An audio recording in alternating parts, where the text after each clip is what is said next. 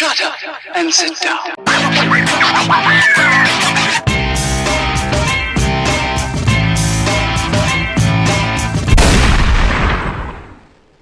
Booyaka, booyaka. Anyway, welcome everybody. How you doing? This is Louis Delgado, street certified dope doctor, the better, or the dopest half, not the better half, the dopest half of Dope N Dharma. Wow. Here on the show today, Louis Delgado here with you, and of course, my partner for 10 years or whatever. Something like that, the yeah. Dharma guy, Trinity Phillips, something like that, right? Yeah, apparently I'm not the better half, so I don't know. I didn't mean to say the better half. It's because I'm white, right? It's because I'm white. That's what it is. We're starting right at the top of the show. Let's do it.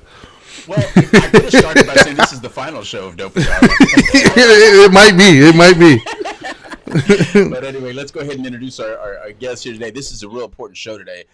Look, man, today we're talking about an issue that is on everybody's mind. Whether you're talking about it or not, it's on your mind. It's talked about it all day long, everywhere, every show. There's so much going on, so we just felt it right to talk about and be open about it.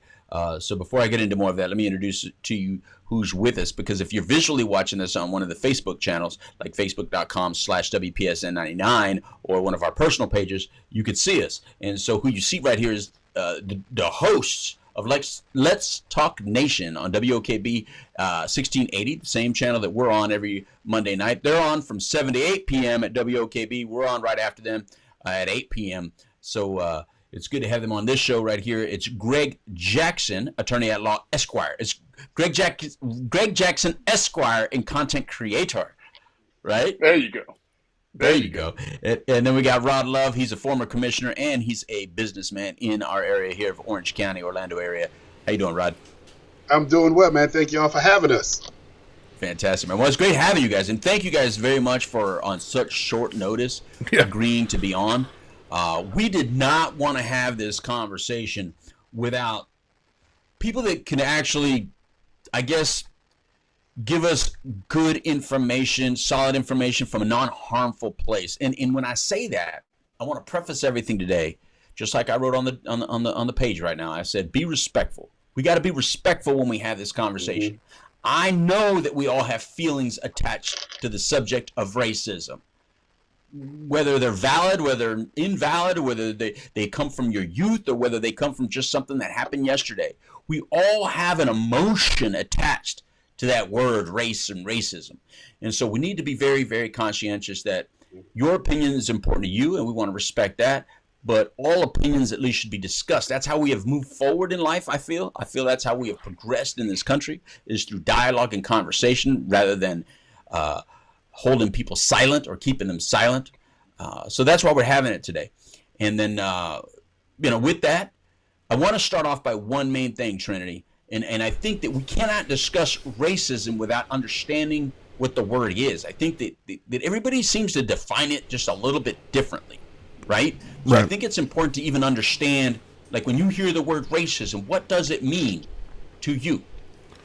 Oh, so okay, good, because I was getting ready to go look it up because you had me look it up the other day.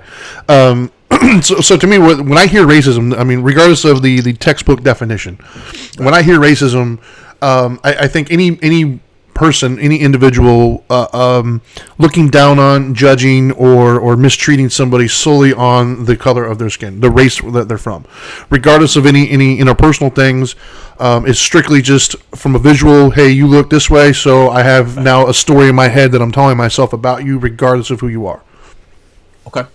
Now, Greg, same question. When you hear the word racism, and again, it doesn't have to be Webster's definition, because obviously we saw the Anti-Defamation League, they've actually changed the definition regardless of Webster. So, Greg, what do you hear when you hear the word racism? It's a very interesting question, because coming up, I went to a historically black college, a university, Florida A&M University, and one of the things that we were taught is that racism is power-based.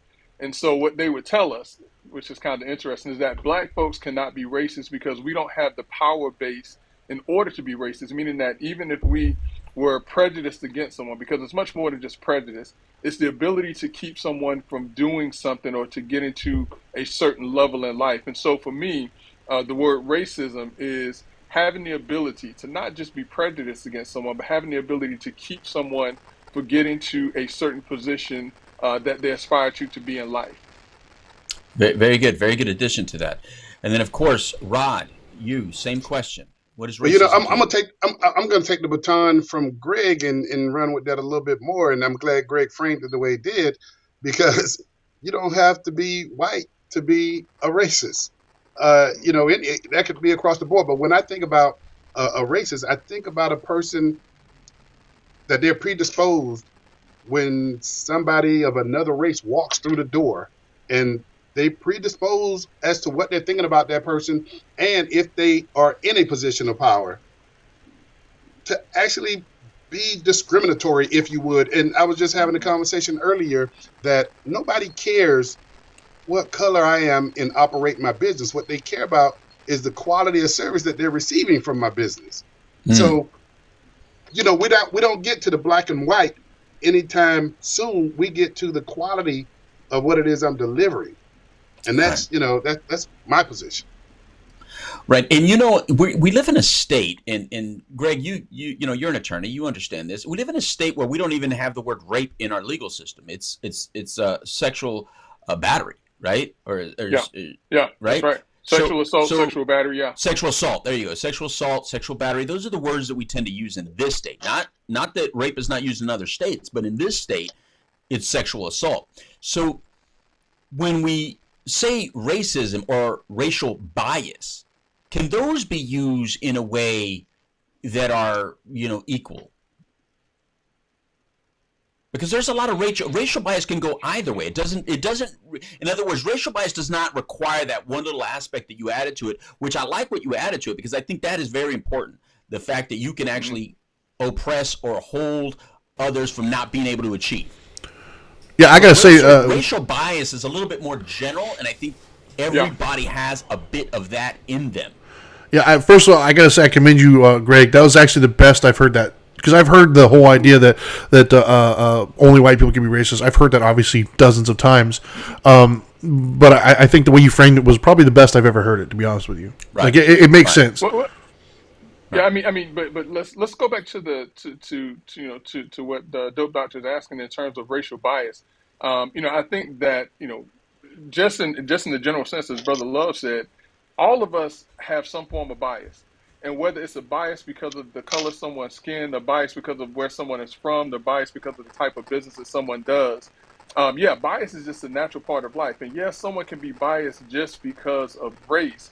But I think that you can have a racial bias, and I know that some people are gonna freak out when I say this. I think that you can have a racial bias without being racist, or without racism coming into it.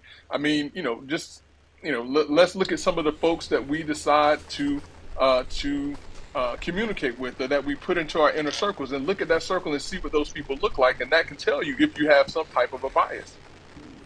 But you know, right. I It doesn't also, make you racist. It doesn't make you racist, but it doesn't make you racist. You racist. just have a certain bias. Yeah, right. Right. But you know, a friend to Let's Talk Nation, and I'm going to take a page from Dr. Randy Nelson, who travels the country and doing implicit and racial bias training. One of the things that he talks about is the example of a person being predetermined to have this bias, if you would, until a person that they believe is racist, until they act. So a good example of that is, you know, you have an individual that is flying the Confederate flag, riding down the road.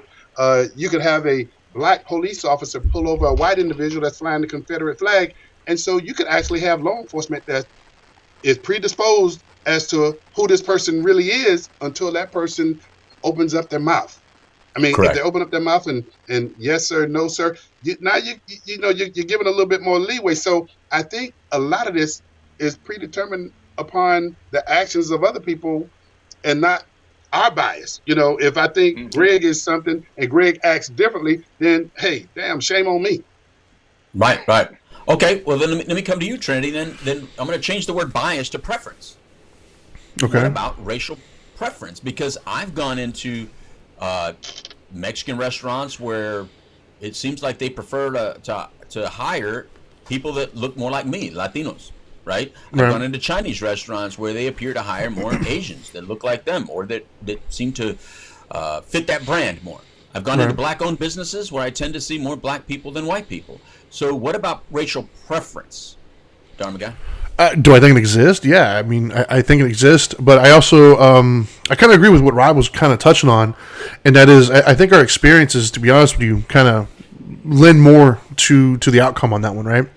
Like I know that because we all know individuals who feel comfortable around different things. For instance, like I personally, because of the background I came in, the area that I lived in, I honestly feel oftentimes more comfortable with non-white individuals, only because those are the individuals I felt when I grew up. That's the neighborhood I grew up with, and those are the things I relate to.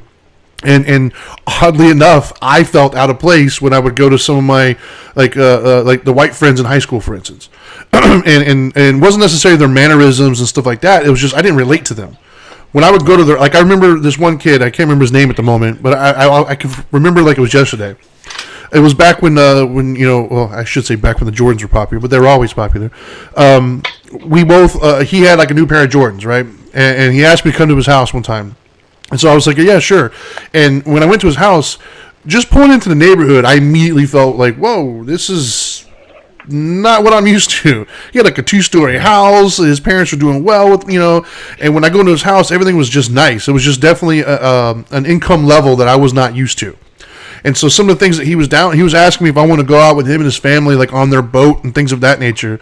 And I was just like, I just felt like a fish out of water, right? Because it's just not what I was used to. And so when I would go back home, I felt more comfortable in that area. So for me, is there a preference? I think we do have preferences, and I don't know if they're as much racially preference as much as experiential, like things I can relate to. Well, I think you're bringing up something that we can get to right now, and we can knock that one out pretty quick. I think is when you tend to speak to white people about these issues, what I tend to hear is them speak more about this is a financial issue, right? This is an economic structural difference, not necessarily a bias or racism. There's a lot of, and I get it because in the Latino community, it's about name and family, like where you're from. Like I come from a very good family. I come from a very good name. So we tend to experience a lot of privilege in Mexico and in Puerto Rico.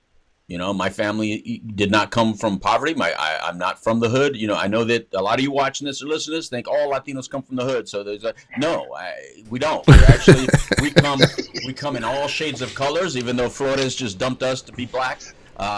Brian Florida, the coach Florida's, and we'll get to that. He's actually a Latino, but he could be black for now. That's all right. I understand. But Latinos come in all shades, in all financial steps. So we don't have a lot of that stuff, even though we have bias. There's a lot of bias towards darker Latinos from the lighter skin. That's always been historical, like that same kind of problems.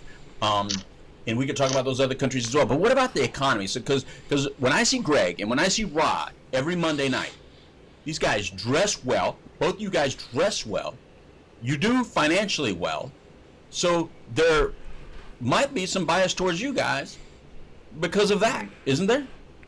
Dope Doctor and Greg, we just had Dr. Shirley on the show Monday, and you talked about when we are interacting back, when we interact with the community. I think that's an important point, Greg, if you'll take it from there. No, absolutely. I mean, from the standpoint of when we go into certain communities, and by certain communities, I'm going to just say lower socioeconomic Black communities, they feel as if we cannot relate to what they are, what they're dealing with. And so, there's a lot of pushback against us, even though we look like them, because we don't sound like them, because they feel we don't have the same experiences. Then all of a sudden we're not like them. We're not from their community. But I mean, if they did a deep dive, really and truly, into Rod Love and Greg Jackson, they'll see that we came from some very humble beginnings. I mean, I've told stories about my upbringing that mirrors what we see in some of these communities right now. But if folks don't know that, they feel that they can't trust us to know what they're going through, when actually we can, and we can actually talk to them about how we got to the levels where we are if they just listen to us sometimes. Right. Yeah, can I comment on that real quick? I like that you brought that up, because I have friends from various different walks of life and various different shades, I guess. But I have a couple of my friends that I like my brother from another mother, man, Terrence. I've been best friends with him for over 20 years now. And it irritated the hell out of me when I would be with him and I would hear other people like they would comment on it, and they would ask him like, "Why are you trying to be white?" And it would irritate the hell out of me because I was like, "What does that even mean?" And they would the examples that they would give is like being well dressed or well spoken, things of that nature. And so I agree with Louis when we see you guys, and I joke all the time, and it's funny, but I'm dead serious. You guys both dress like freaking ridiculous. You guys make me feel like a slob when I walk in sometimes. You are. And I'm okay with that. Doesn't even bother me. Like I've made it work for me over the years, right? But my point is, like I've got my daughter watching right now. I'm hoping she's watching. I told her to tune in, right? Because her and I get into conversations sometimes, and what I don't like personally, and this is my perspective, I don't like the narrative that when people say black, they typically picture something. And what they picture is usually what's on the media, and it's usually, like you said, lower economic, thuggish, hood, that kind of stuff, right? And what I try to explain was like, that's not black. Black is multifaceted. Like I have lots of friends who don't fit. I have a friend that's from the islands who looks, big dreads, huge, massive individual. I've got other black dudes who are thugged out, but I also got other guys who are in suits and stuff. Like much in the same way, Lou, you're always saying white. Like, well, Italian, Irish, there's a lot of different white. Like it's not just one thing. And so for me, it irritates me. And I don't think it gets represented enough. Like everybody thinks when they say black that there's only one narrative, and that's it. Right. And it's like I'm not even black, but I can tell you that's not the truth, man. There's multiple different narratives.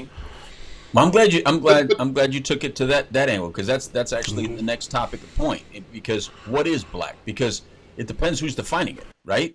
Like everybody even has its own. It seems like people have their own definition of even that. What is black? Because as soon as one is successful and starts speaking a certain type of way, or they vote a certain type of way, or they present a certain type of way, or live in a certain neighborhood, all of a sudden there might be some shade thrown. Not by everybody, but there might be some discussion or shade thrown their way. So, which one of you want to go first on that aspect? Dope Doctor, Dharma guy. Before we jump there, I think it's important for our audience to know. When we talk about networking, when we talk about relationship building, I think people need to know how we came to be because networking and relationship, man, that's the new currency, if you would.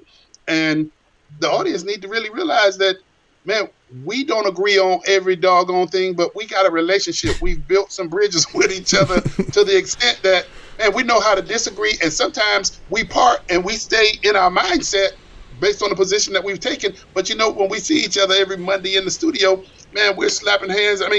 Yep. The way that we're operating now, man, it's like if you don't agree with somebody, they become a mortal enemy. You might as well go make a DC comic. Yeah, it's ridiculous. Yeah, very true. Very true. What about you, Greg? I have to echo that same sentiment.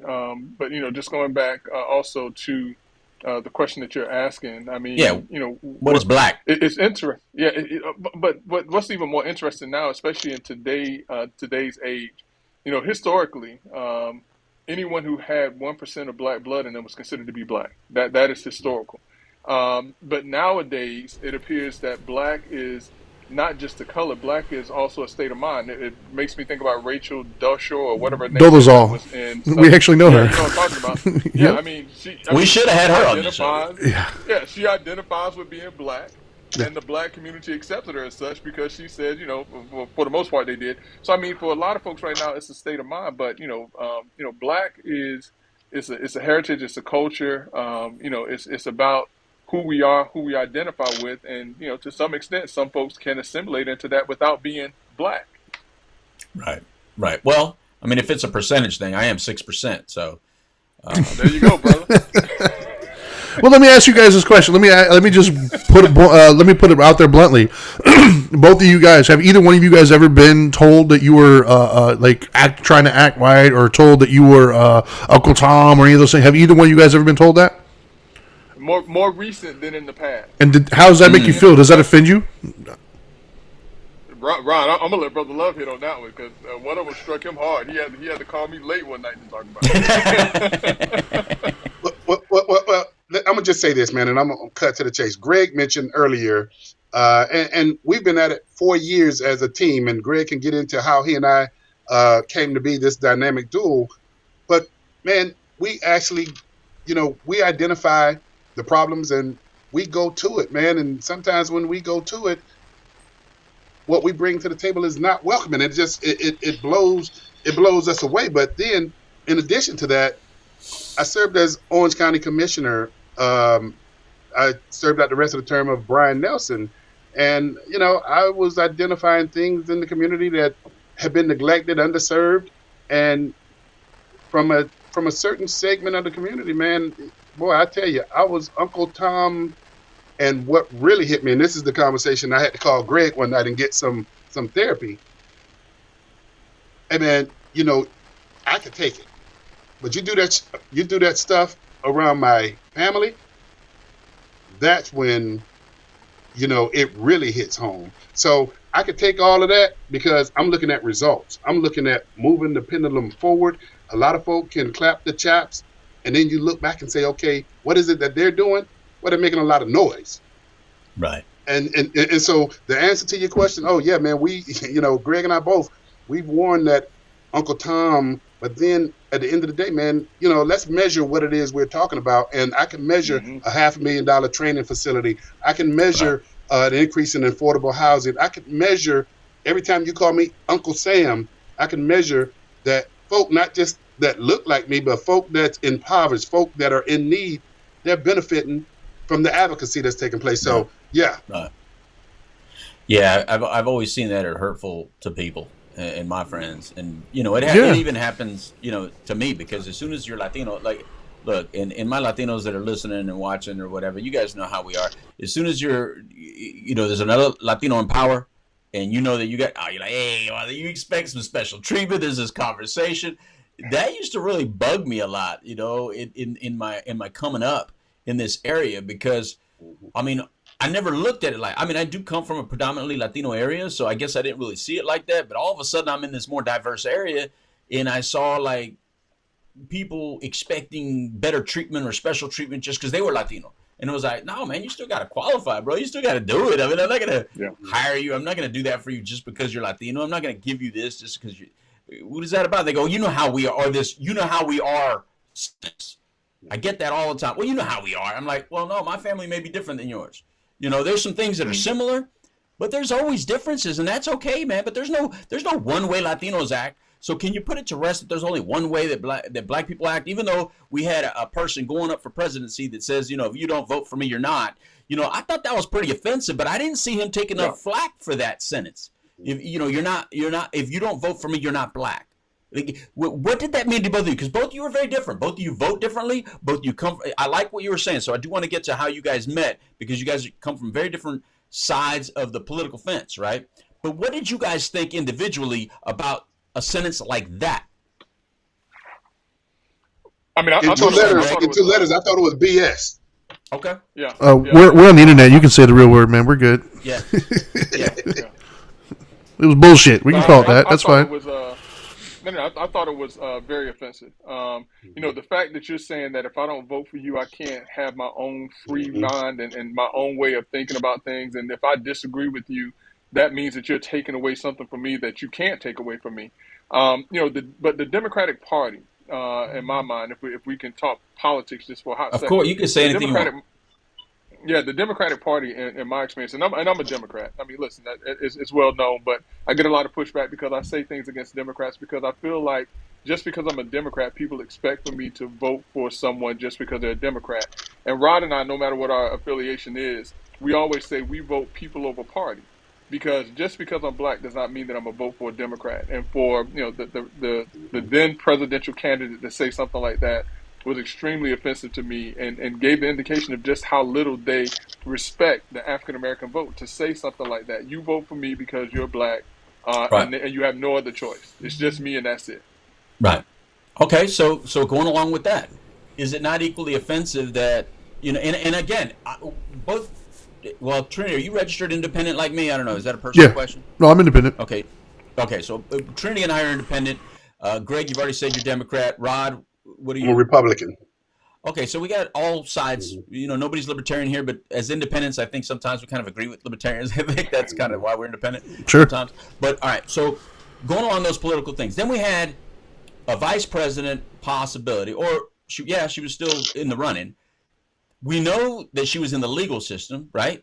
Was she a prosecutor? Is that what she was?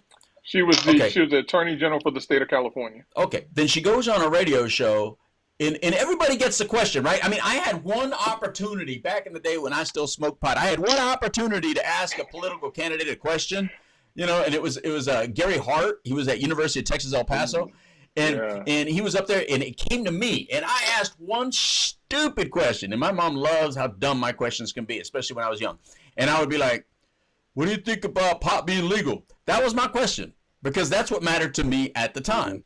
So we all see then candidate Kamala Harris go on a radio show, and we notice that when she goes on radio shows, I don't know, you guys probably notice it too, when she goes on a radio show where it's interviewed by a black person, she sounds different, talks different, right? And then she gets asked about marijuana, and she's like, "Yeah, I did it," So that's another thing, right? Is that street cred thing? That how do you guys feel about that? When you see someone obviously do it, when you see them obviously change or answer a certain way, do you not feel like you're being manipulated? I mean, in my mind, and I'm gonna be a bit biased or racist at this point.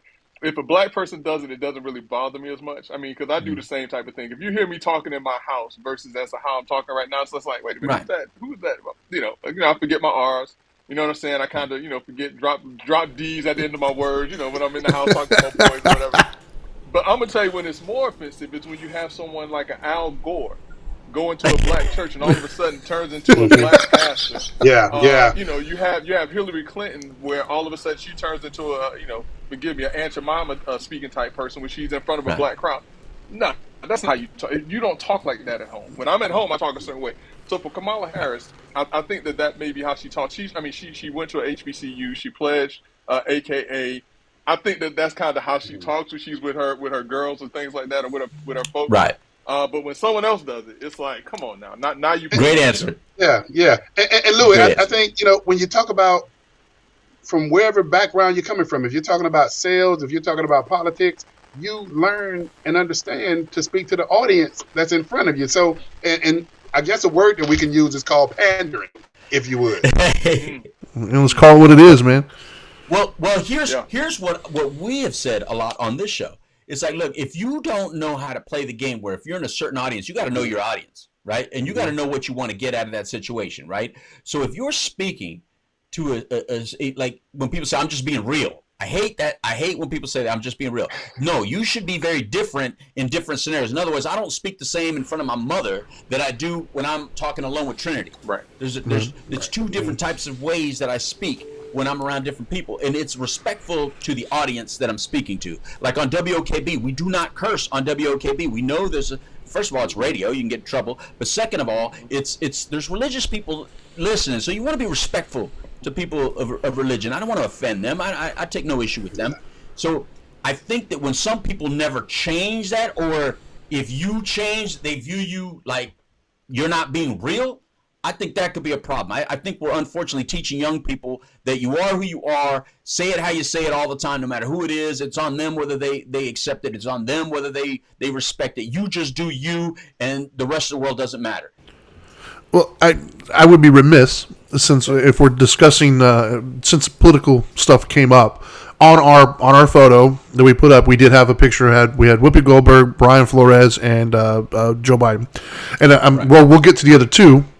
I'm positive, but since we're dabbling into politics, let's go ahead and put it out there. So the reason why we included the picture of Joe Biden in our little post was aside from the "you're not black if you don't vote for me" comment, he also made a point of announcing, when he was going to announce his vice president candidate, that it was going to be a black female.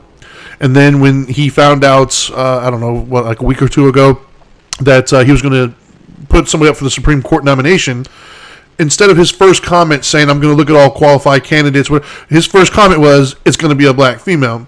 And I think that rubbed a lot of people the wrong way. I think some people heard it, and they, for their own reasons, they were excited and they loved it. But I also think there's a vast majority of people out there who were not exactly excited about that.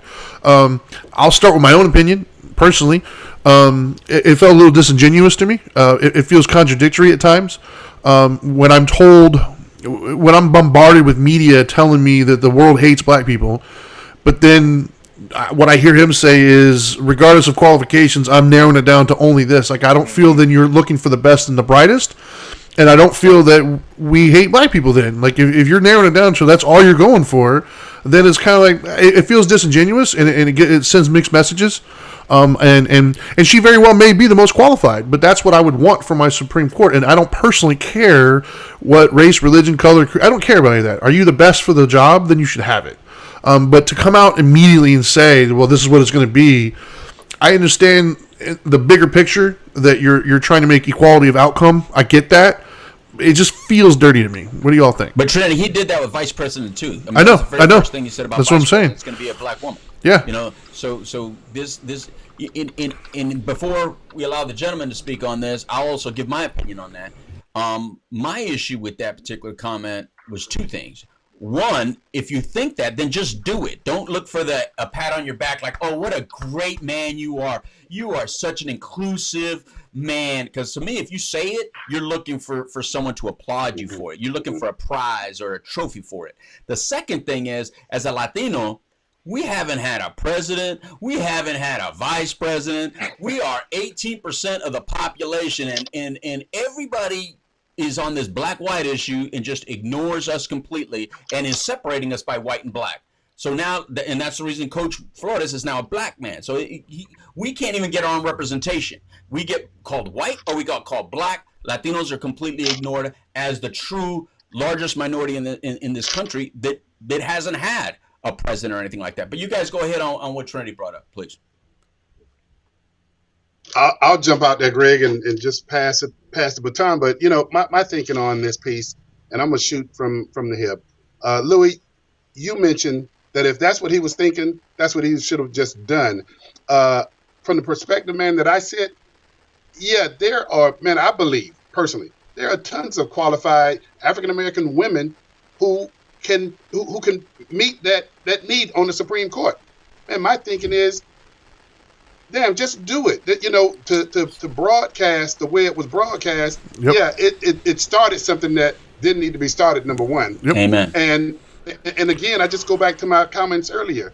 Man, when we look at things, I look at it from the best qualified individual, and I will say to you first and foremost, without any regret or remorse, that, man, I believe there are some black women out there that meet that standard, hands down. So I got no issue with that.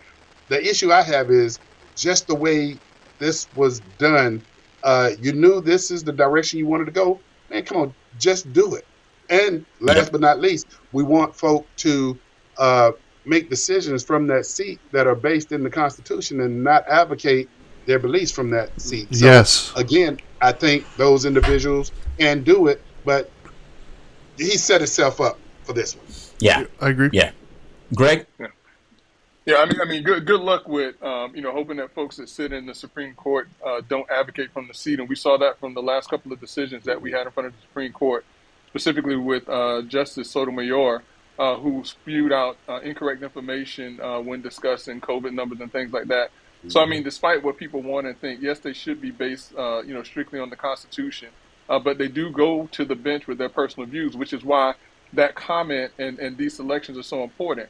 I'm not gonna beat a dead horse, but I absolutely agree. If it was something he was going to do, he should have just done it, because for the person that he selects, no matter what people say, no matter what he says, everyone is going to say, "Oh, he just picked her because she's black," and that's not the position you want to be in. You don't want someone to think that you're there just because.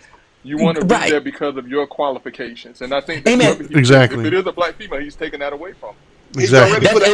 He's already put an asterisk on that person. Yep. Yes. I think he hurt Kamala Harris from jump by doing that. Because once you do that, you make her a token.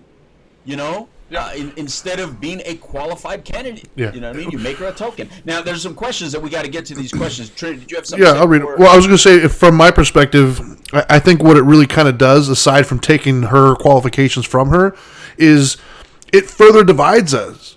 Like, it made it an issue, man, because the people who are already sketchy on either side, you just gave them ammo, man, whether it's true or not. Like, you further push people away. Like, I have friends on both sides of the thing here, and all they're doing is getting more entrenched in their views right now. Yeah. The people who are anti have no lack of justifications for why they feel that they do, and then these people on this side also have no lack anymore. Like we're not taking ammo away. We're just giving more ammo to further divide everybody, and it's ridiculous. Yeah. Yeah. So we have some comments here and some questions. Let me go ahead and get to those while we wait. Go ahead. So, Skylar said I am, so she is watching. Hey. Yeah. Then Marissa, my mom, actually is watching as well. Hey, Mom. She said, yes, people over party, which means your mom is probably watching, Louis, because they're the only women in our lives that watch. Our wives don't ever watch us. So, Marissa says, if I disagree with the disabled community, they tell me I'm ashamed of my disability. We are all different, every individual, and we all have our own minds. Not comparing the disability to race, but it is a part of me and my everyday life. Then she followed that up with, I'm assuming she's talking about Kamala. I think she was pandering because the rappers she said she listened to in college weren't around yet when she would have been in college. And then David Knight, a good friend of the show as well, commented and says, thoughts on the most recent statement from the White House. Dr. King's assassination did not have the worldwide impact that George Floyd's death did. Circumstances like these seem to show that the Democratic Party is doing more harm than good while attacking the parties that have done more for minorities in the past than the woke left. And he put that in quotations. And then Marissa followed that up with, great question. I'm interested in the answers from these gentlemen. Louis for president. And it says... No. Yeah, right? Nope. She said, she then followed it up and says, I would never want a position because, all capital, I'm a disabled woman, unless that's part of the position description for all applying. And then David, the last comment here is from David that said, the approach to striving for equality of outcome is a fool's errand. It cannot be done. At best, all you can do is try and root out any systemic racism, ageism, sexism, etc., and make spot adjustments when you find specific cases. That's what companies do when they do equality adjustment or equity adjustments. Now there is a way to achieve equality of outcomes, but to do it, you have to abandon merit-based pay schemes altogether and have the government standardize wages by job category. That's been tried in the Soviet Union, China, and elsewhere, but it makes people miserable. I will comment on what he just said. That is 100% true as far as the equity and equality. There's two different things, and I think people get that confused. The equity and equality thing essentially is equity is outcome and equality is opportunity, right? And so there's actually been studies over in the Scandinavian nations where they have more equality than pretty much anywhere else, but the equity couldn't be further from equal, meaning when we are left at our own devices, we kind of all have a similar interest, for instance. And a very, just a trivial example, but example nonetheless, to prove my point. In my home, I have, at the moment, I have 3 kids and living at home, 2 girls and a son, right? So including myself, and not my wife, but myself and my kids, I have 2 boys and 2 girls. All 4 of us have a PlayStation, but the 2 boys play PlayStation and 2 girls don't. So when you look at the outcome, we spend a larger percentage playing PlayStation than the 2 of them do. And so you would look at that and say, well, that's just not fair because they don't play it as much. Well, that's because they choose not to. And I think that's the thing that people forget. There is equality of opportunity, but not everybody wants to do the same thing that you're doing. And people forget that. So, when they say things like, well, how come there's not this many X, Y, and Z on this? Well, maybe because they didn't want to. They didn't choose that path in life. And people they confuse the two too oftentimes. And then they want to start justifying it by saying it's ageism or it's sexism or it's racism or whatever. And sometimes, as Occam said, it's the simplest answer is the true answer, and that is they just don't want to do it. That is an example. So, okay. So there was a lot of questions there that we had heard, about the Martin Luther King thing, George Floyd thing. Compares any comments on any of that stuff while Trinity was reading that, or does he need to remind you what the question was? No, I think Brother Love said it best. I mean, that sounds like pandering to the 10th degree. I mean, let's not. Let's not belittle what happened to George Floyd. It was a horrible thing. We all saw that it was horrible. But it also showed us that here in this country that the legal system can find that an African American male was wrongly, murdered by a white person? Because remember, that was a big deal. Are they going to find that a white man killed this black man? Of course they are. This is the United States in 2020. So I never had any doubt in my mind. But to compare a George Floyd in a moment of time of what he went through to a Martin Luther King who gave his entire life to the uplift and to the betterment of an entire race of people, I think is not only pandering, it's not only offensive, it's disingenuous, and it's not being honest about the contributions of Martin Luther King Jr. To put him in that same conversation. No, not to belittle what happened to George Floyd. That was horrible. That is horrible. I don't think anyone is going to say anything different, or very few people may say different. But to put him in the same breath with the great Dr. Martin Luther King, I think it's ridiculous. I agree. Trinity, just an observation, man. We all are very cognizant of this cancel culture, if you would. And when I listen to those questions that came from your listeners, I sit here and I think to myself, man, how is it that we can raise the volume, the voices of those individuals that are really giving us something constructive?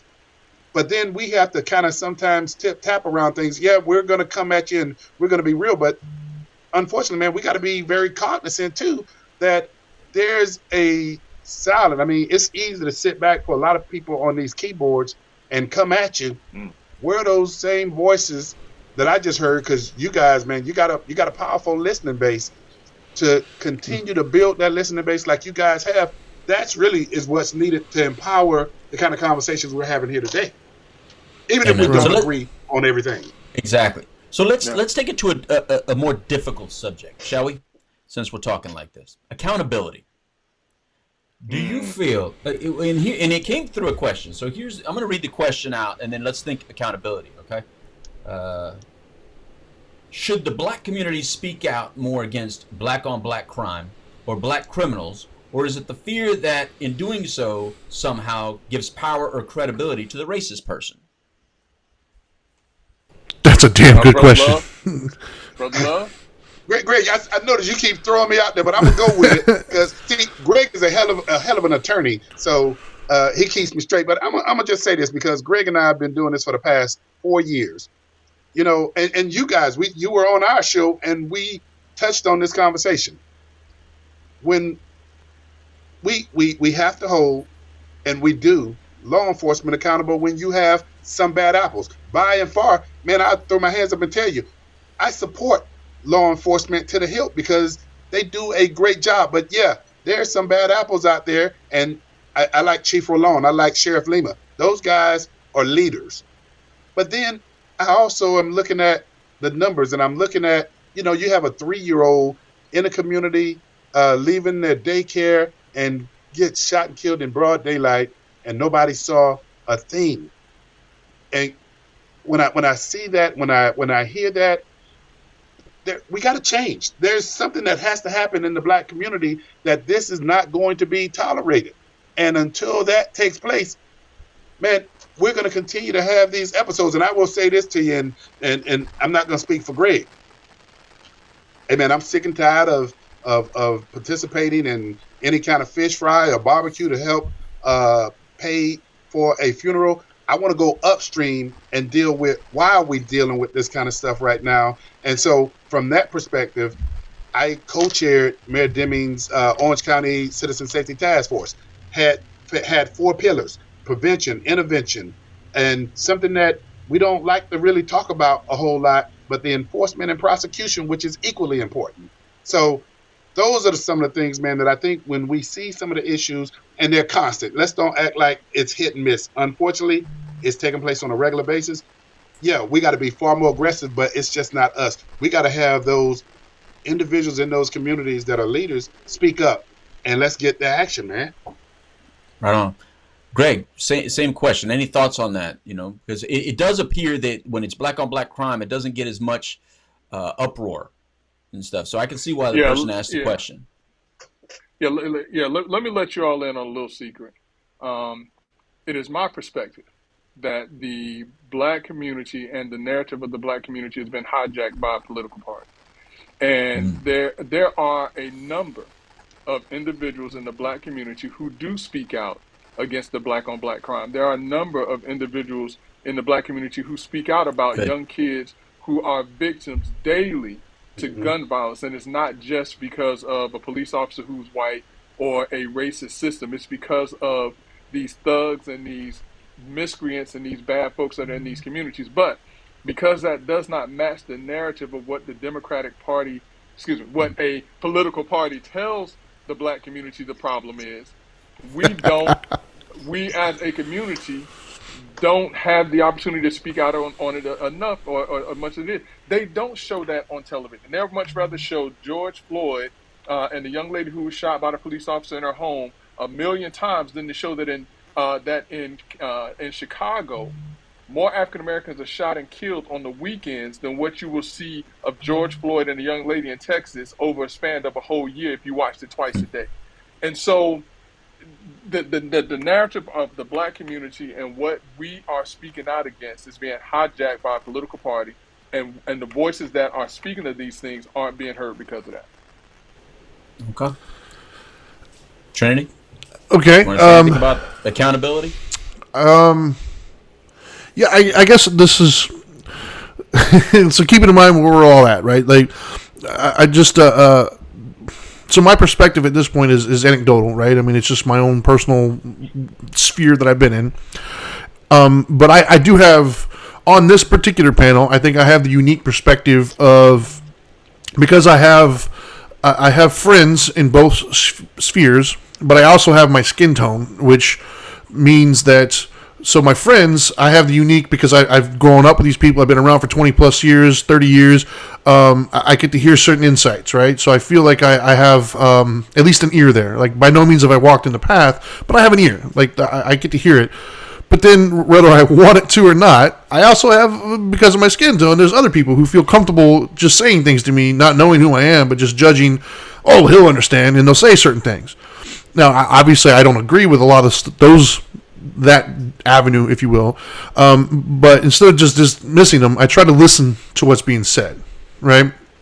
And so when I hear accountability, what I think the big pink elephant in the room that a lot of people don't want to talk about, the one that people just dance around because they're all afraid of actually talking about it, is it feels the public narrative at times from the non-black individual, right, is that no matter what it is, it's never, I did this or I could have done this better. It's always, well, it's because I'm black. And so when I hear accountability, that's what I think is being indirectly said, right? And I can speak for myself even. There were certain things in the last probably year or two, especially when all the protests and stuff happened, that I was confused and upset at times when I would see something happen on national television, and I would see it from a certain perspective. I would immediately assess what I felt to be what was just or what wasn't, or what should or shouldn't have happened, and then I would walk away with what I felt to be a reasonable thought process. But then the public narrative and all the public voices took a completely different approach, and I was like, but wait, I don't. And it was frustrating because there was no accountability in there, right? And I think that, like, as a white community, what we've been able to do is we have distanced ourselves from certain individuals. We made it about accountability. And what I mean by that is we all have heard the term redneck. We've all heard the term white trash. Like, we've all heard those terms. And all that does is essentially draws a line between me and them.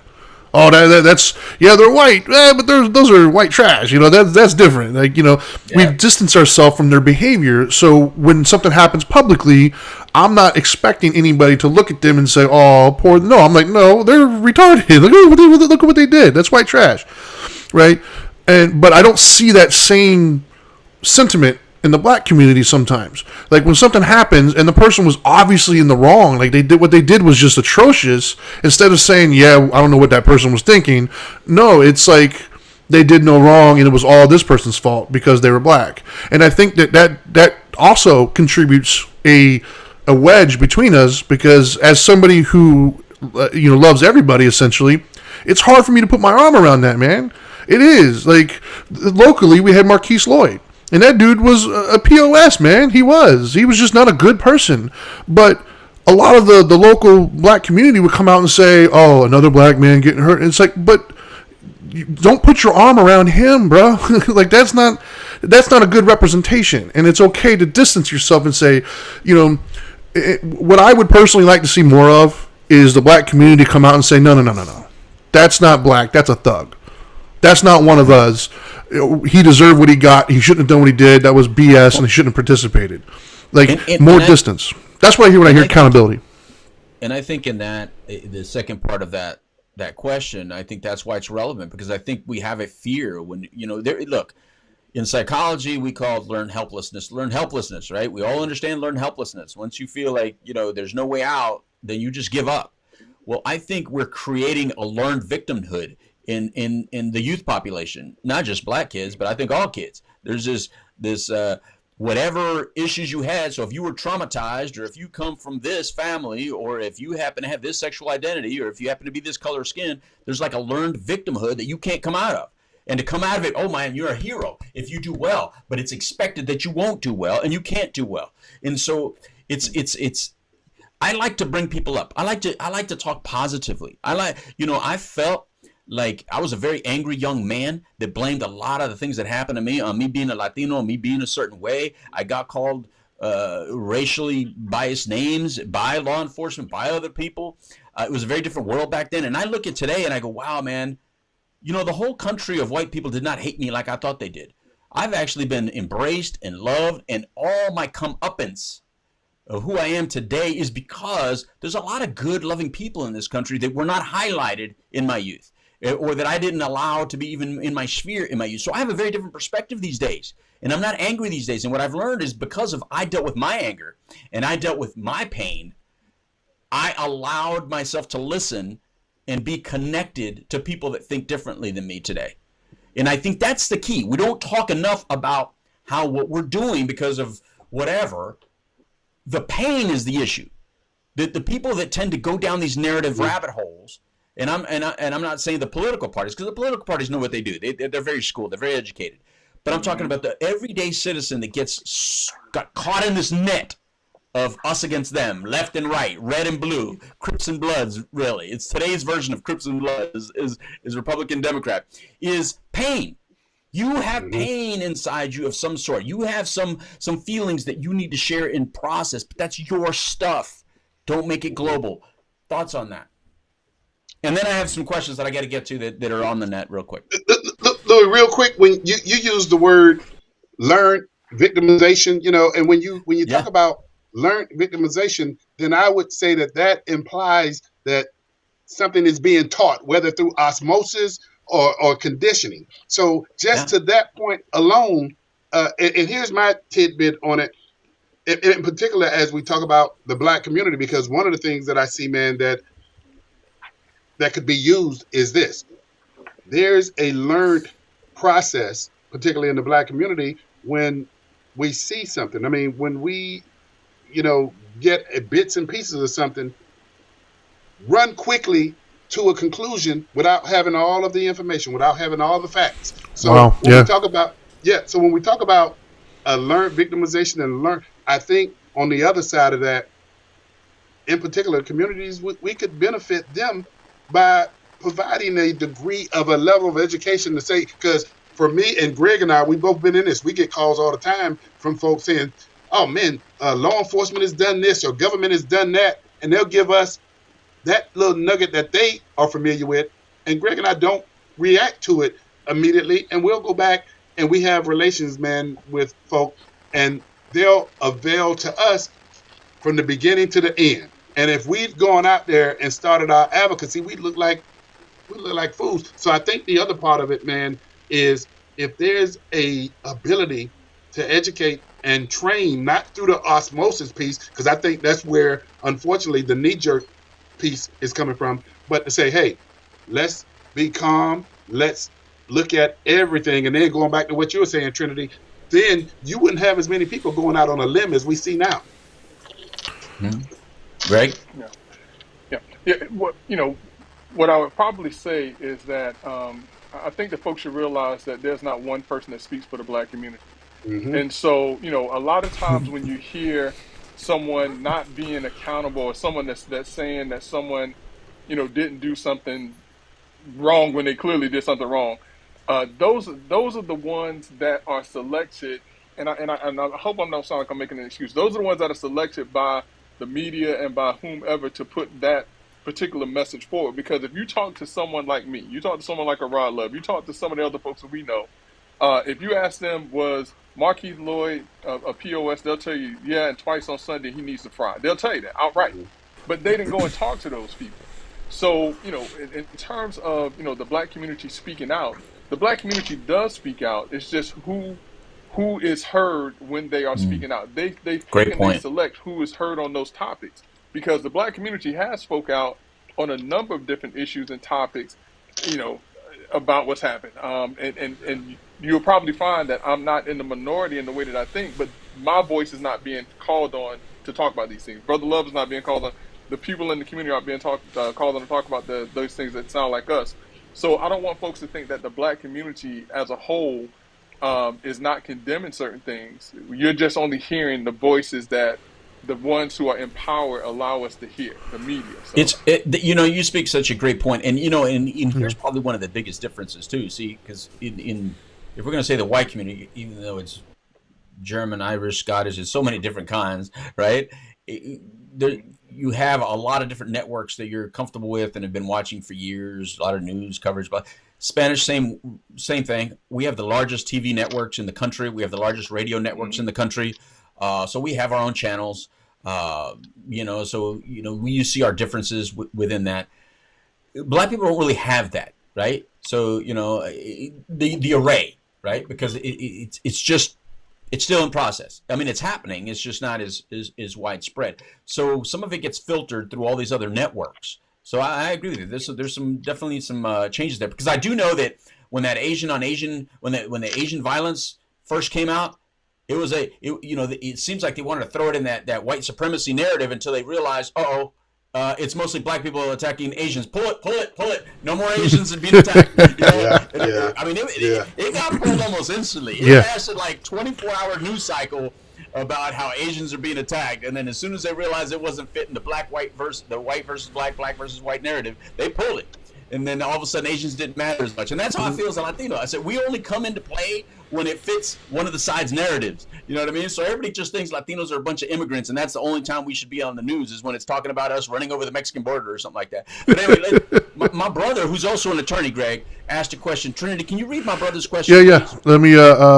So Jimmy Delgado says, "What about the fact that he said it during his campaign, or when Trump said he would appoint a woman, they didn't call her a token? 115 Supreme Court justices, 108 white males, and all the names suggested so far, most of them hold Supreme Court seats in their respective states. They are qualified." Yeah, Jimmy brings up a good point. Listen, and Jimmy, here's where I agree with you. And we obviously have some disagreements and some agreements. We think differently at times. I think he also did a lot of things wrong. And if we would have been doing this show back then, I would have said he says a lot of things that are ridiculous, and that he shouldn't have said it the way he said it either. I think if you're going to appoint somebody, again, I'm going to repeat it again. If you're going to appoint somebody specifically because they're in a wheelchair, because they're under 4 foot tall, because they're a certain weight, because they're a certain shade of skin, or they speak another language or come from another country, just do it. Just do it. Yeah. We'll follow you. We'll go behind you. But as soon as you separate it, people take issue with that, because people have really never liked that idea at all. Yeah. Do you guys have any comment about his question? I think he's on point. Do we lose Greg? No, he's right there. We can't hear him. No, because he had went off the phone for a sec. Somebody texted him in. He's going to have to go back out and come back in and get back on audio. Yeah, because it says he muted himself. So, yeah, Greg, you might have to leave and just come back real quick. Go out and come back in the way you did, man. That's the only way we're going to get your audio. Well, we'll have Rod's answer while you go out and come back in.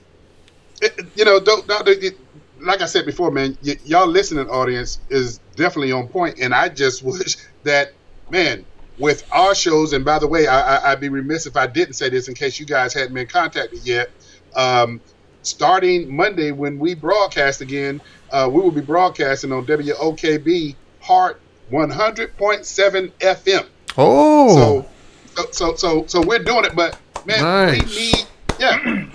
we need the diversity of these voices, and yeah, man, I agree. I just wish if that was in the back of this, one of the most powerful persons in the world, if that was in the back of their mind, do it. Now you set that person up for a degree. There's gonna be an asterisk in history for whoever selected. Yeah, he did it too. Now I don't agree that they said that like I think it was The View that said that she only got the job because she was a white woman. I thought that was wrong. No, she got the job because she was a woman. Yes, I don't know about the color of her skin. She was extremely qualified, though. Yeah, she was. I just want to put that out there. There's an asterisk, right? As soon as you say you're going to hire a woman, you put the asterisk whether you want to or not. Greg, do you agree with that or no? Mm-hmm. No. I was going to say it doesn't matter who said it. The moment that they say they're going to put this person in place and not consider anyone else, it's not right. I don't care if it's Biden, I don't care if it's Trump, I don't care if it's you name me the person, I'll tell you the same thing, unless of course it's me that they're putting in there. So. Oh, I like that. All right, so let's go to the stories because we've mentioned this. Here's the question: when stories seem possible, but it fits our fears or narrative, we seem to automatically believe it. Do you view that as harmful or helpful to the overall case of racial unity? Man, y'all have a smart audience, man. Golly, what these questions are like. Oh. Attorney, go ahead, jump on in there. You got to answer it. Which one of you going to start? One more time. Yeah, give me the question. Okay, when stories seem possible, but it fits. They seem possible. The story seems possible, but it fits our fears or our narrative. We seem to automatically believe it. Do you view that as harmful or helpful to the overall case of race unity? When story, okay. Is this our jump into Flores, right? That's what I'm thinking. Yeah, that's where I'm taking it right now. We automatically saw people defend him. The coaches must have done that. The owners must have done that. He didn't get the job because he was black, or he got fired because he was black. Everybody jumped on it because it fit narratives. Go ahead.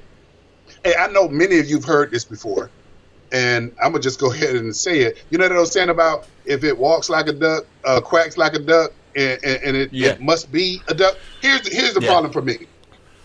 And I tell you, I know, and I hate that Belichick is in the middle of all this. I hate that. But here, and you know what? And here's the other thing I'm gonna tell you. I hate that Flores published a private, personal. Yeah. I hate that. I hate that he did that because now anywhere that he goes, trust.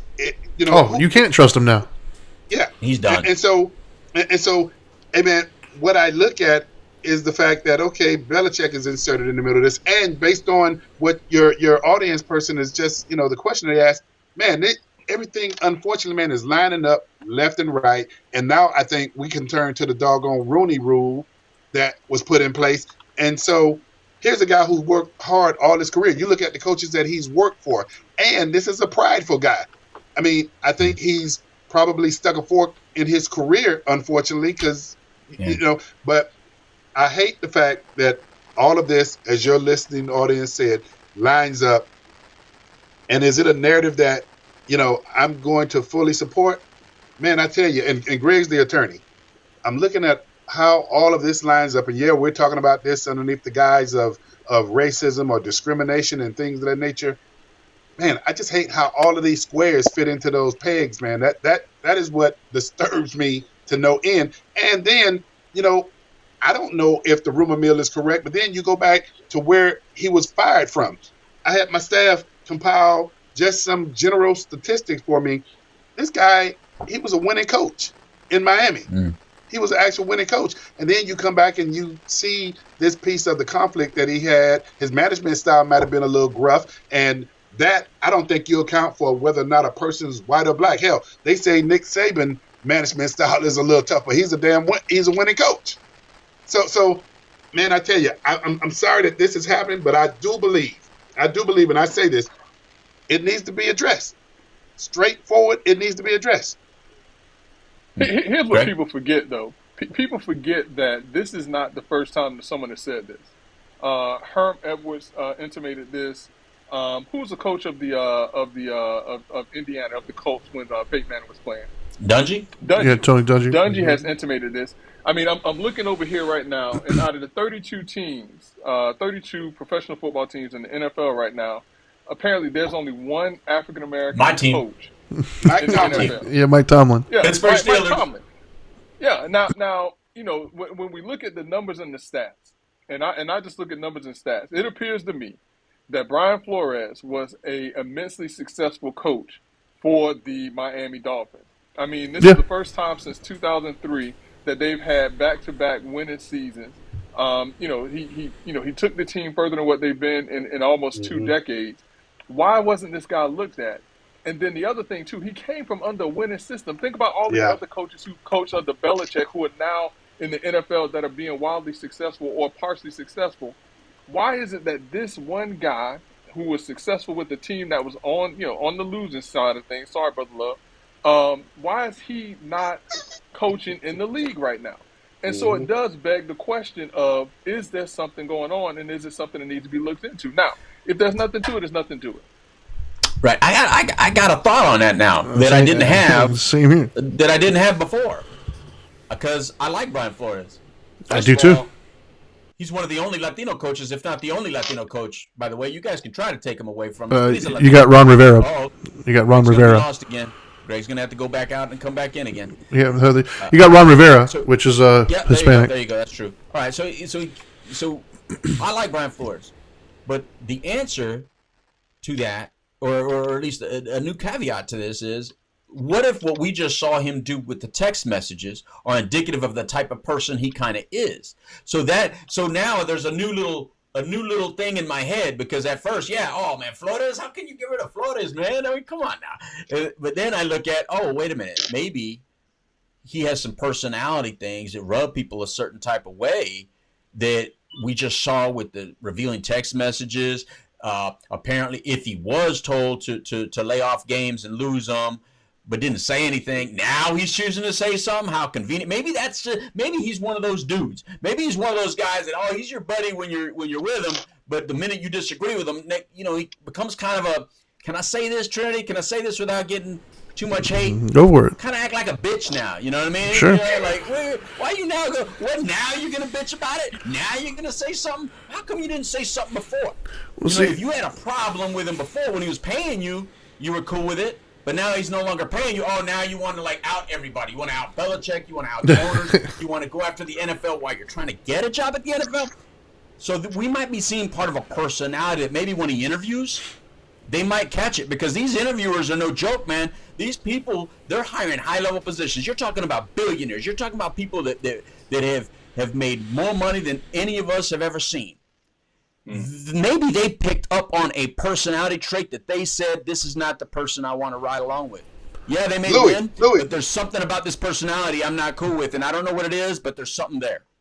Louis, but just maybe, and we talked about this earlier, just maybe, and I like how Greg gave us the definition of racism, and the fact that, unfortunately, some people, when they think racism, they think one particular ethnicity possesses that ill will. That goes across the board. We've already talked about that. But just maybe, is there enough latitude to say that this could be a situation where that took place? I mean, we've discounted, we've opened up for the audience to give their thoughts, but when they go back to Greg's definition and everything, and I look at what's taking place here, come on now, I do believe that it exists. No matter what color, you got black folk that are racist. So I just don't want to discount the fact that this could be one of those cases. And I'm not trying to discount it. I'm just simply saying that when you interview somebody, there's other stuff they're looking at, and it could have been something else. And so I agree that there should be. But Louis, they didn't interview him. They didn't interview him. He got a text message from Bill Belichick. But Miami, the Giants. The Giants interview. But and I apologize, Brother Trinity. But let's, if he had not released that text message from Bill Belichick, no one would have believed him. And the fact that So the whole issue was he was told to lose games and he would get $100,000 bonus. The fact that he didn't do it shows that he wasn't going along with the system anyways, and so he felt like, listen, I got these guys a winning season. Maybe that was just a joke. Maybe they're just gonna, maybe that was just a joke that he told me or something like that. But then when he gets fired and he has a winning season, and he goes back and like, wait a minute, this cat was trying to tank me from the beginning. So like I said, I mean, I don't think no one would have believed him if a Belichick text message. And yeah, he shouldn't have done it. He should have said, a reliable source and whatever. But if that Belichick text message was not in the mix, who would have believed this guy? Well, I think, and again, I guess we got to let it play out. It's going to be fun to watch play out, and we are going to see it because now the Giants are saying that, wait a minute, we had not selected anybody. We had only done a Zoom call. We don't hire anybody via a 20-minute Zoom call. We hadn't even interviewed that coach yet. So it's going to be interesting to see how that particular thing. Well, I mean, any more thoughts on that? Oh, yeah, I've got plenty of thoughts on it. So for me, the problem that I've been watching this whole thing unfold, the problem I have is it doesn't feel like it feels like in these situations, the critical thinking kind of just goes out the window, right? And it feels so good, man. It feels sexy as hell to be like, oh man, there's racial issues and all that. It feels good, man. It feels sexy. It sells papers. It does. It really does. Or anti-rich too. Yeah, but for me, it doesn't. But for me personally, looking at it from a critical perspective, it doesn't pass the smell test. Certain things, right? And I'm not saying that there was no racial undertones. I don't know. I wasn't in those rooms. But in order for somebody to get me to buy onto that narrative, there's going to be some. I want some questions answered, right? And what I mean by that is number one, Brian Flores getting let go from Miami. To me, it seems like somebody. It doesn't matter what color of the skin. They just didn't toe the company line. I'm paying you millions of dollars. I'm telling you to go lose some games. You said no. All right, then I'm going to replace you with somebody that will. I'm signing the check. You're not towing the company line. You're gone. It doesn't matter what color you are. Like, I make billions, homie. I'm paying your check. You're going to do as I tell you. Hold on. I got more. Greg is the attorney here. Now you're talking about an NFL owner telling a coach to lose games, man. Absolutely, it's illegal. Yeah, of course. I'm not saying it was right, but there's a different issue though between being right and wrong and being racial. Like, you know what I mean? Like, there's also a different issue about catching a case. True. Tell us about catching a case. But see, the other thing that for me doesn't pass the smell test, right? The other thing for me is, and Louis, you and I both have a billionaire in common, right? You and I both know very well our local billionaire, and we've been in his circle for several years now, and watching them move and interact, there's one thing that I've picked up more than anything. Money is what matters to them. Money.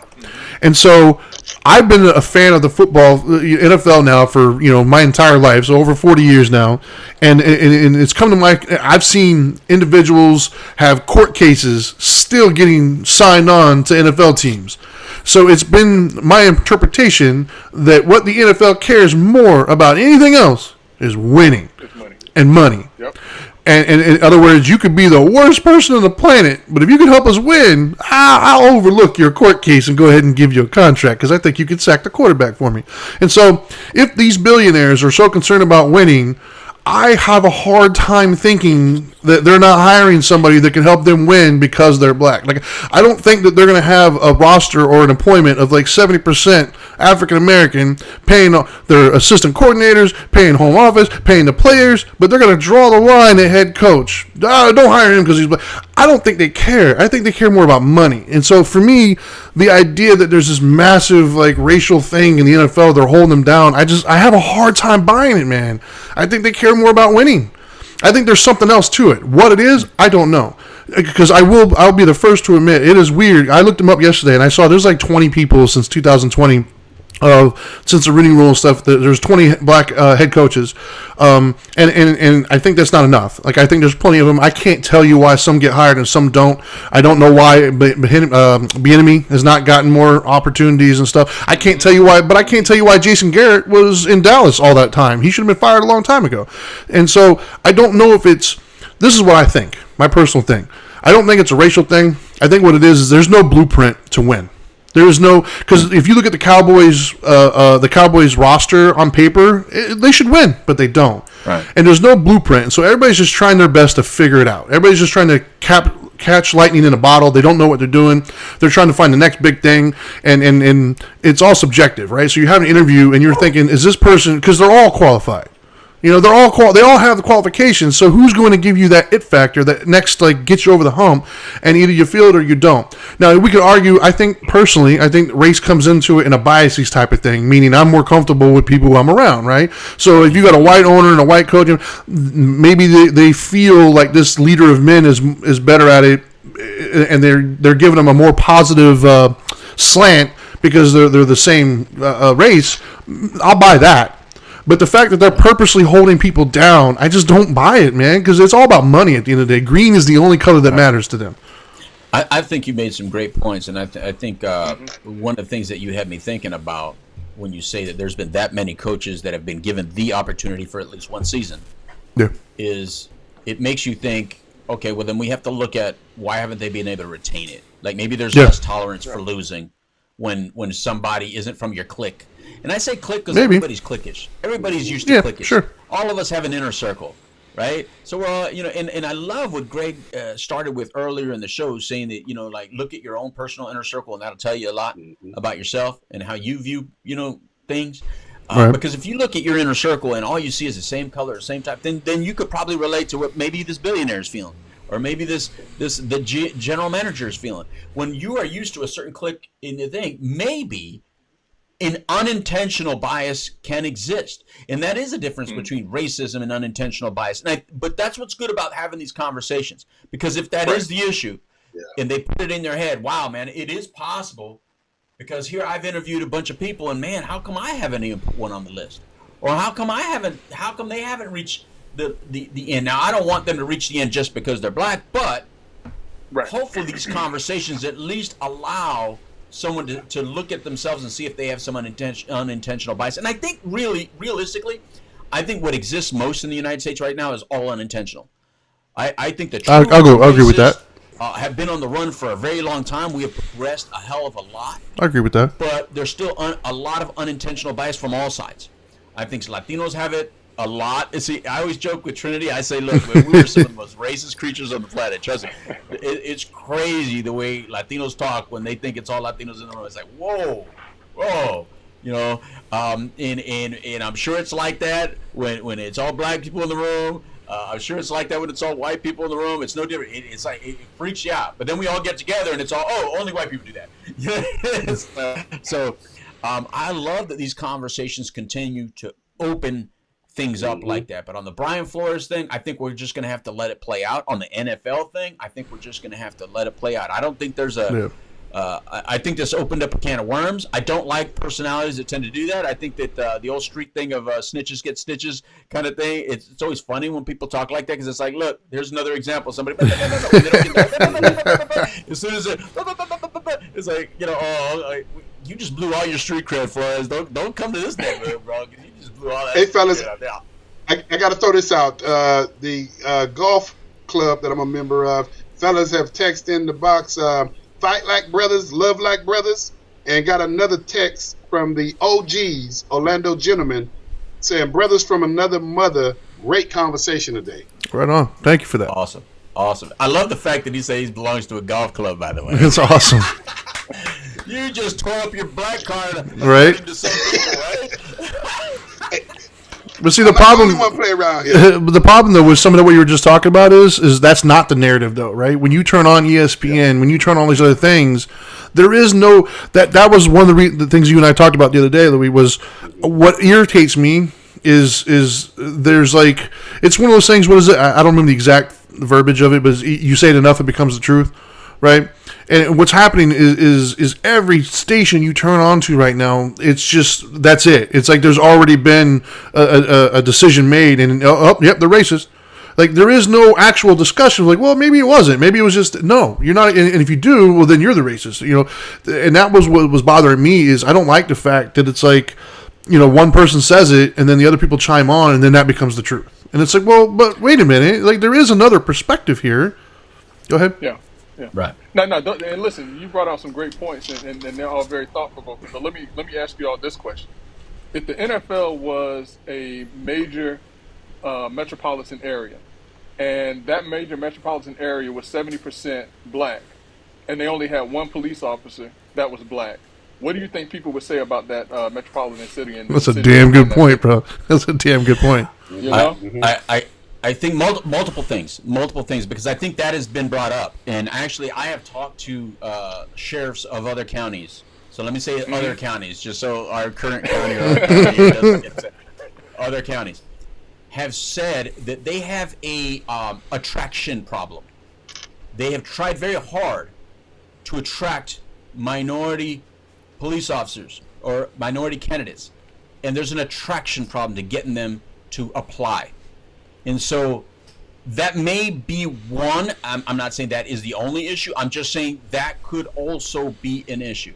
I think that I go back to when I was younger, and I remember my brother becoming an attorney, and I remember me becoming a counselor in this business and working with the drug court system and working in the government system to help people, have an alternative to going to prison and instead get drug treatment. And I remember me and my brother laughing about, man, you have to fight it from within. We are within the system. We are in the system that for so long we have looked like we didn't belong in, that they didn't want us, they didn't like us. But we came into the system, and I think that's what we need more of. We need more of you out there that feel disenfranchised, that feel that you're segregated against. Whether it's true or not is irrelevant. If you feel that way, that feeling is valid, and therefore you should become part of the system. But don't become part of it by yelling loud, burning shit down, and just being upset. Because anybody can be upset and just talk shit. But are you going to do something about it? And to do something about it, you got to speak with a kinder tone. But most importantly, you have to listen. You have to listen to what the other side is saying, because maybe there's a different perspective that you just haven't heard because your feelings are in the way. Your emotions are caught up in it. Your fears and your anxieties and all your past pains are caught up in it. But there may be another alternative. Now, we do have to be wrapping up, and I do want to ask this one last, well, it may not be the last question, but this question, because I think it's a very relevant question that we just spoke. What should our mothers of black children tell their kids about this country and their potential in it? oh my goodness. I mean, why do we have to just say to mothers? What should black parents tell their black children? They should tell them what I tell my children. When every time I see them, this is a great country. This is a land of opportunity. This is the greatest country that there is, and this experiment into democracy is appearing to work because we don't see the freedoms in other countries that we see here. And I don't know if it's because I've traveled all over the world and I've seen firsthand what other places are like, but I tell my kids, this is a place where if you put your nose to the grindstone, that you can pretty much be anything you want to be. Why do you think so many people want to come to the United States? Why do you think so many people migrate to this country and end up being business owners where they couldn't do it in their own countries? So as a parent of black children, what you should tell your children is that if you put your mind to it, you can achieve anything you want to. Are there going to be obstacles? Absolutely. Is everyone going to agree with you? Absolutely not. But don't let that deter you from setting your mind on a dream and having to focus on a dream to achieve those things, because it can be done. This is that country that we can do things that nobody else can do. Look at any other country you want to, and I dare you to find where someone that can come to this country with nothing can end up being a billionaire. And those are real life stories here in this country. Amen. Greg said it all. And when you talk about, it's just not for black mothers to tell their children. It's for anybody. But in particular, when we're talking about the black community, I sit here, man, and bear witness, one of 5 children of a single parent that basically grew up in a community that my mom constantly told us, hey, you keep focused. You prepare yourself. There's plenty of opportunities out there. Don't limit yourself. And then, as Greg just mentioned, look at across the world, how many people want to come to America? So we live in a great country. It's just, man, and you know what? I'll leave it with this. I constantly also tell my children, I've been preparing them for the reality that the world that we live in is not perfect. I remember my kids growing up and them saying things to me based on a decision I made to them. Daddy, that's not fair. Hey, I'm just preparing you for the real damn world. Trinity has an answer for that. Not fair. He gets asked that. Yeah, the world ain't fair, man. Yeah. No, I would echo both of what they said, and I agree with Rod there. I would say, I wouldn't limit it to just moms, and I wouldn't limit it to just black parents. I think that is part of the issue. Is we keep acting, not we, but collective we keep acting like there's this difference between black America, white America. There isn't. We're all parents, man. At the end of the day, last I checked, all good parents just want the best for their kids, want the best for themselves, and we're all doing the best we can. Right, and we have different ways of going about that. So for me, as a parent, I would just tell other parents, black, white, Spanish, mom, dad, two moms, two, I don't really care, is teach your kids, some responsibility, teach them accountability, teach them self-respect, teach them respect for those around them, teach them, maturity and responsibility, those kinds of things, and they'll do just fine in life, man. Here's, going along this same theme, being the brown guy in the room, so apparently I don't belong in the conversation between white and black, right? Well, technically, in mainstream, you're black now. Well, there's got to be There's got to be a color chart so I can know if I fit. Yeah. I don't. Well, wait a minute. I don't know how my son-in-law is pretty dark Latino. I've got actual black here, so. I don't even know. I don't even. I have a black son. I have a white son-in-law. I don't know. We always got just comfortable calling ourselves brown. But I've got mixed race kids, so what are you gonna do? Yeah. So let me go to this though, because when we say American, man, I look at it like my family didn't have to come here, to leave a bad situation. My family chose to come here to just have a different situation and have it prosper situation, right? Because I come from a Mexican government family, so that they weren't hurting there. My father was his family was landowners and ranches in Puerto Rico, so he wasn't hurting there. But they wanted, and he got drafted into our military. My dad spent 25 years. He's a retired command sergeant major in the Army. My dad bled for this country. You know what I mean? My dad gave a lot to this country, and he loves this country. My dad loves this country. And my dad faced a lot of injustices that I didn't face early on, because he got here in '63. He got here the day Kennedy got shot, the very day Kennedy got shot. And so wow, the kind of injustices that he didn't pass on to me. See, he didn't tell me these stories until I was in my 40s. My dad didn't tell me the stories of injustice until my 40s. He did the right thing. Whenever I would come to my father and I would say, damn, this country's like this, these people like this, because I'm first generation, right? And so when you're first generation, you don't really belong here and you don't really belong there. There's so many books written to the Latino kids of my generation to help us understand what it's like to be this displaced, because you're not Mexican anymore because you live in the United States, but you're not really white American. So you're Mexican here, but you're not Mexican there. You're Puerto Rican here, but you're not Puerto Rican there. So there's all this confusion. So I can understand at least a little bit of what black people must be feeling about, like, where do we belong? But let me tell you something. Every country I've ever been in, all of us are American to them. Whether we're white, black, Spanish, we're all just that American. You can go to Africa and you're not African, Greg or Rod. You are American.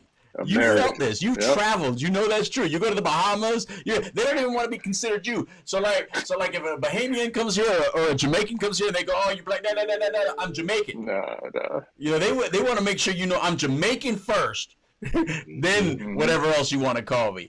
So I think we, as all Americans, need to kind of help change that narrative. This division is being created by the powers that be because it fits their narratives, because it fits their voting situations or whatever they're doing with us. But I feel like I'm always being toyed with. I don't want to vote a certain way because I'm Latino. So if you don't like the way I vote, that's on you.